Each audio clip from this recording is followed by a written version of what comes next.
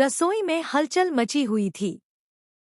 दीवार पर टंगी घड़ी बार बार याद दिला रही थी कि समय हाथ से फिसलता जा रहा है। आपके पास मेन्यू है ना? अनु ने थोड़ा घबराकर पूछा। मैम, अभी नहीं है। हम बना लेंगे किसी तरह। अनु ने गहरी सांस ली। पसीना उसके माथे पर चमक रहा था। राजमा चावल, छोले कुलचे और दही भल्ले, उसने धीमे से कहा। यही बनाना है। पर कैसे? किसी ने जवाब नहीं दिया। सबकी आंखों में एक ही सवाल था, क्या हम वाकई यह सब कर पाएंगे? कुल 150 से ज्यादा लोगों का खाना, और किसी ने भी इतने बड़े स्तर पर कभी खाना नहीं बनाया था।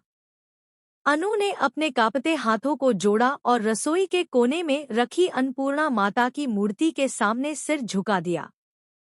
हे अन्नपूर्णा माता, वह बुदबुदाई, कृपा कीजिए। कोई ऐसा भेज दीजिए जो हमारी नैया पार लगा दे। हवा के हल्के झोंके ने उसकी चुन्नी को उड़ाया। और उसी पल दरवाजे पर दस्तक हुई। भेज दीजिए नहीं। भेज दिया, दरवाजे के बाहर से आवाज आई। अनु ने मुड़कर देखा, सामने खड़ा था आर्या। वो मुस्कुराया, जैसे किसी फिल्म का हीरो सबसे मुश्किल वक्त पर एंट्री लेता है। तुम? अनु की आवाज में हैरानी थी। हाँ, मैं, उसने कहा। तो मैंने सोचा था कि अब तुम्हारे सामने कभी नहीं आऊंगा। पर लगता है किस्मत की रेसिपी में मेरा नाम अभी बाकी है। रसोई की खुशबू, बर्तनों की खनक और दिलों की धड़कन, सब एक पल को थम गए। आर्या का आना सिर्फ मदद नहीं था, वो एक नई कहानी की शुरुआत थी। दरअसल, इस बार आर्या अनु के घर आया था एक कॉन्ट्रैक्ट के बहाने, पर उसका असली मकसद कुछ और था।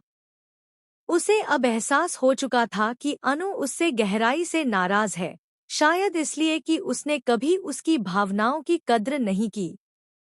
अब वो हर हाल में उसका दिल जीतना चाहता था, और वही मौका किस्मत ने उसके सामने रख दिया था, इस कॉन्ट्रैक्ट के रूप में। चलो, आर्या बोला, पहले काम शुरू करते हैं। ये खाना किसी दावत से कम नहीं होना चाहिए। अनु ने हल्की मुस्कान दी, लेकिन उसके मन में अब भी सैकड़ों सवाल थे। क्या यह वही आर्या है जो पहले उसकी जिंदगी से दूर चला गया था? क्या वो सच में मदद करने आया है? या फिर इसके पीछे कुछ और है? जैसे जैसे खाना बनना शुरू हुआ, रसोई एक जंग का मैदान बन गई। कभी आटा कम पड़ जाता, कभी नमक ज्यादा हो जाता। लेकिन आर्या हर मुश्किल